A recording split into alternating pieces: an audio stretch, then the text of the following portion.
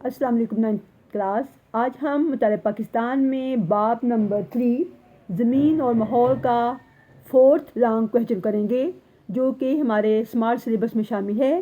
ہمارا 4th long question ہے، پاکستان کے تناظر میں آج ہمیں جن ماحولیاتی مسائل کا سامنا ہے ان میں سیم اور تھور اور جنگلات کی کٹائی کی وضاحت کریں۔ اس کا آنسر پیج نمبر 85، 86، 88 اور 89 پر ہے۔ ڈیئر اسٹوڈنٹ، ہمارا لانگ کویشچن 4 کا آنسر یہاں سے سٹارٹ ہوگا۔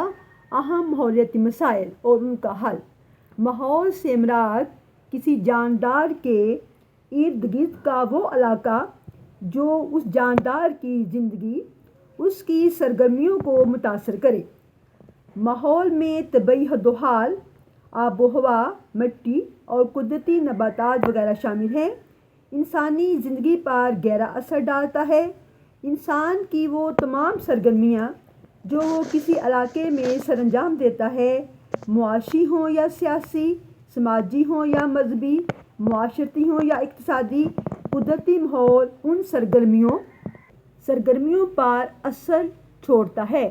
ماحولیاتی مسائل سے مراد وہ تمام مسائل ہیں جو ماحول کے ناموافق یا غیر موزوں ہونے سے پیدا ہوتے ہیں۔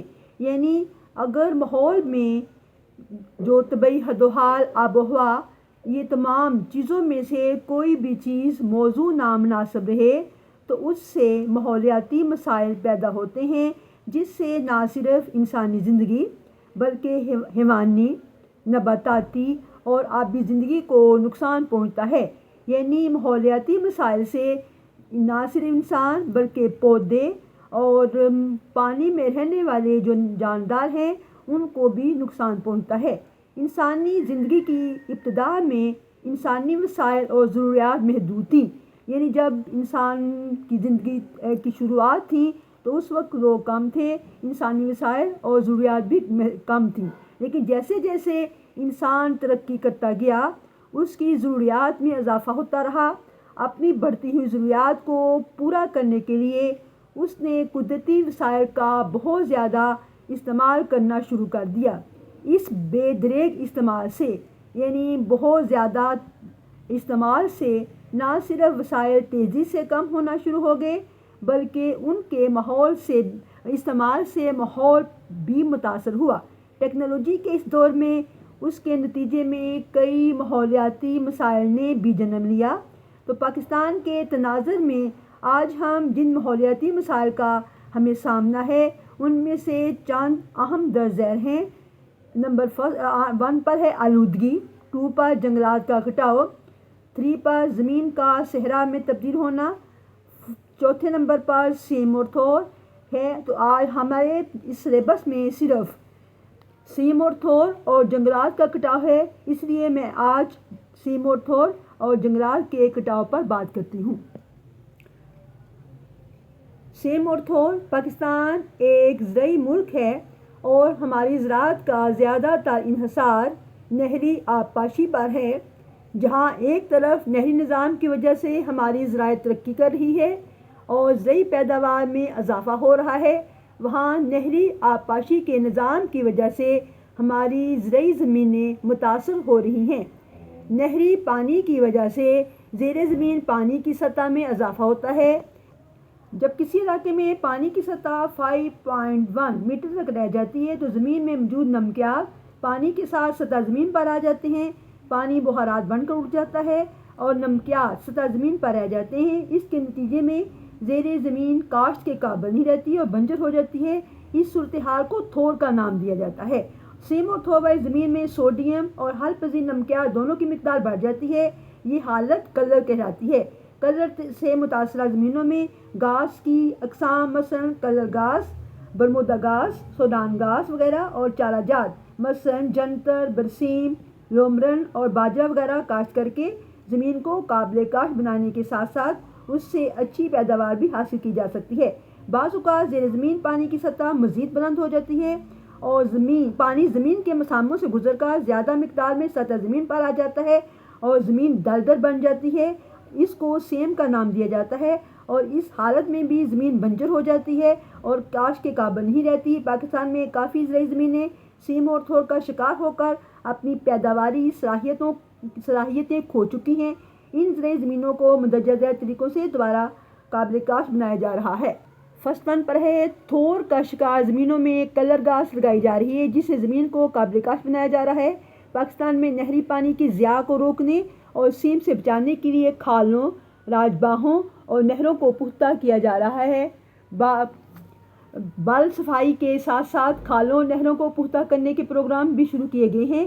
اس سے دوہرا فائدہ ہے، ایک تو پانی کا ضیاع کم ہوتا ہے، یعنی پانی کم ضائع ہوتا ہے اور آبپاشی کے لیے زیادہ پانی مل جاتا ہے۔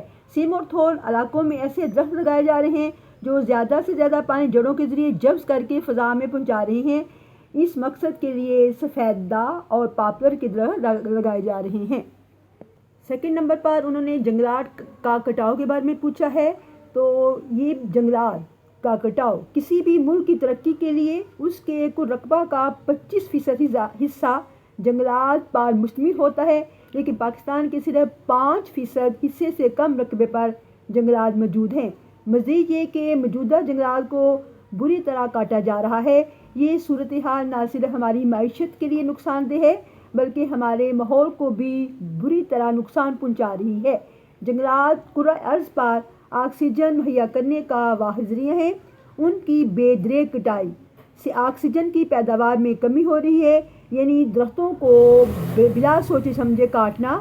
اس سے نہ صرف ہمارے درخت کی پیداوار میں کمی ہوتی ہے بلکہ آکسیجن جو کہ انسانی ضروریات میں اہم ترین ضرورت ہے اس کی پیداوار میں بھی کمی ہو رہی ہے۔ اس کے علاوہ فضا میں نقصان دہ گیسوں مثلاً کاربن ڈائی آکسائیڈ کی مقدار میں کافی اضافہ ہو رہا ہے، جس سے نہ صرف ماحول خراب ہو رہا ہے بلکہ زمین کے درجہ حرارت میں بھی اضافہ دیکھنے میں آتا ہے۔ یہی وجہ ہے کہ موسمیاتی تبدیلیاں ہو رہی ہیں، مثلاً بارشوں میں کمی یا زیادتی، سیلاب کا آنا، بارشوں کے وقت میں تبدیلی وغیرہ شامل ہے، جس سے ہماری زراعت کا شعبہ بری طرح متاثر ہو رہا ہے۔ ان سب کی بڑی وجہ جنگلات کی کٹائی ہے۔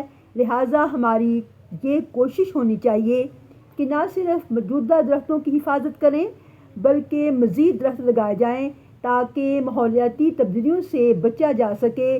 جنگلات کی کٹائی سے جنگلی حیات کو بھی نقصان ہو رہا ہے اور ان کی قدرتی قیامگاہوں کے خاتمے سے ان کی کئی اقسام ختم ہو جا رہی ہیں، یعنی جنگلی حیات جو کہ جنگلی حیات کے لیے رہنے کی جگہ ہے، اگر جنگلات نہیں ہوں گے تو ان کی رہنے کی جگہ نہیں ہوں گی، جس کی وجہ سے ہمارے جنگلی حیات جو ہے وہ ختم ہو جا رہے ہیں۔ تو جتنا ہمارا جنگلات کا کٹاؤ یہاں تک کمپلیٹ ہو جاتا ہے۔ اس سوال کو آپ نے اچھی طریقے سے سمجھنا اور یاد کرنا ہے۔ اپنا بہت خیال رکھیے گا۔ اللہ حافظ۔